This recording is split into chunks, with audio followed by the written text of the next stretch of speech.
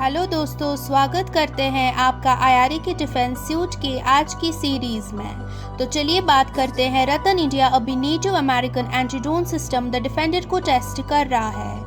रतन India की subsidiary throttle aerospace systems अपने indigenous anti drone platform the defender के trials launch कर रही है। ये सिस्टम विजन बेस्ड टेक्निक्स और आर्टिफिशियल इंटेलिजेंस का यूज करके रोग ड्रोन्स को ट्रैक और न्यूट्रलाइज करता है, जो एरियल डिफेंस में एक सिग्निफिकेंट एडवांसमेंट है।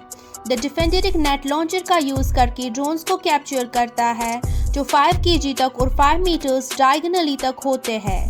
इससे कोलेटरल डैमेज कम होता है। इसमें एडवांस्ड एआई कैपेबिलिटीज भी है जो एफिशिएंट और प्रिसाइज ट्रैकिंग और न्यूट्रलाइजेशन के लिए है।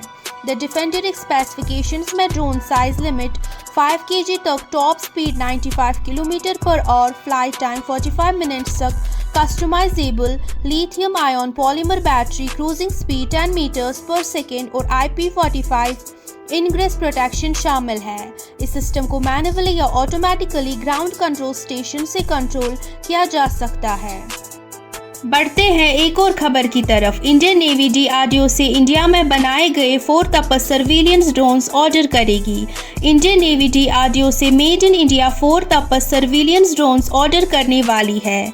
ये ड्रोन्स मैरीटाइम सर्विलियंस ऑपरेशंस के लिए यूज होंगे और इन्हें भारत इलेक्ट्रॉनिक्स लिमिटेड BEL और हिंदुस्तान एरोनॉटिक्स लिमिटेड HAL के कंसोर्टियम द्वारा मैन्युफैक्चर किया जाएगा।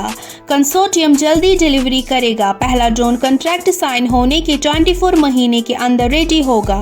तपस ड्रोन्स तब तक डिफेंस फोर्सेस की रिक्वायरमेंट्स ट्रायल्स में पूरी नहीं कर पाए हैं, पर DRDO प्रोजेक्ट को आगे बढ़ाने के लिए Tapas medium altitude long endurance MALE develop कर रहा है। ट्रायल्स के दौरान ड्रोन्स ने 28,000 फीट आल्टीट्यूड तक पहुंचा और 18 घंटे से ज़्यादा टाइम फ्लाई कर सका। ये ड्रोन्स आइलैंड टेरिटरीज और मेनलैंड इंडिया के छोटे एयरफील्ड से भी यूज़ किया जा सकता है। बढ़ते हैं एक और खबर की तरफ। बोइंग को यकीन है कि F-15EX MRFA के हिसाब से कट में शामिल होगा। Indian Air Force IAF global market से 114 multi role combat aircraft MRCA acquire करने वाली है, जिसमें बोइंग का F-15EX ईगल सेकेंड एक स्ट्रॉन्ग कैंडिडेट है। अपनी एडवांस्ड टेक्नोलॉजी और एक्सेप्शनल परफॉर्मेंस मैट्रिक्स की वजह से बोइंग का कॉन्फिडेंस F-15EX के फाइनल कट में शामिल होने पर इसलिए है क्योंकि इसमें सिग्निफिकेंट इम्प्रूवमेंट्स और इम्प्रेसिव कैपेबिलिटीज है कंपेयर टू प्रीवियस ऑफरिंग्स। 2022 में बोइंग ने US गवर्नमेंट से एक मैंडेटरी लाइसेंस सिक्योर किया था ताकि F-15EX की पोटेंशियल सेल इंडिया को डिस्कस की जा सके। F-15EX Eagle second legendary F-15 fighter jet का इवोल्यूशन है, जो अपनी सुपीरियर स्पीड, पेलोड कैपेसिटी और स्ट्राइक रेंज के लिए जाना जाता है।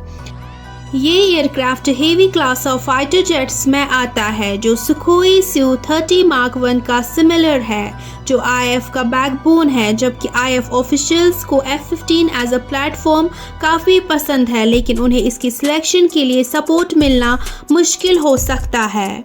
बढ़ते हैं एक और खबर की तरफ। ADA एक सबसोनिक क्रूज मिसाइल डेवलप करने में प्रोग्रेस कर रहा है, जो स्पेशली शिप्स को काउंटर करने के लिए डिज़ाइन किया गया है। Defence Research and Development Organisation DRDO की Advanced Defence Establishment ADA anti ship subsonic cruise missile develop कर रही है। LRLACM एक लैंड बेस्ड मिसाइल अपने प्रेडिसेसर ITCM में सक्सेसफुल रहा है। अगला कदम शिप लॉन्च्ड वर्जन का डेवलपमेंट है, जो फर्दर ट्रायल्स के लिए एक फ्रंटलाइन वारशिप के साथ इंटीग्रेट किया जाएगा। DRDO ने LRLACM प्रोग्राम के लिए universal vertical launch module UVLM cells already develop कर लिए हैं। ADA एक एयर लॉन्चड वेरिएंट भी डेवलप कर रही है, जो 1000 किलोमीटर रेंज LRLACM का होगा और लैंड और सी अटैक मिशंस के लिए यूज किया जाएगा। इन मिसाइल्स का सक्सेसफुल डेवलपमेंट इंडिया की मिसाइल डिफेंस कैपेबिलिटीज को सिग्निफिकेंटली एनहांस करेगा। हमारे साथ बने रहने के लिए शुक्रिया। मिलते हैं अगली खबर के साथ अगली वीडियो में।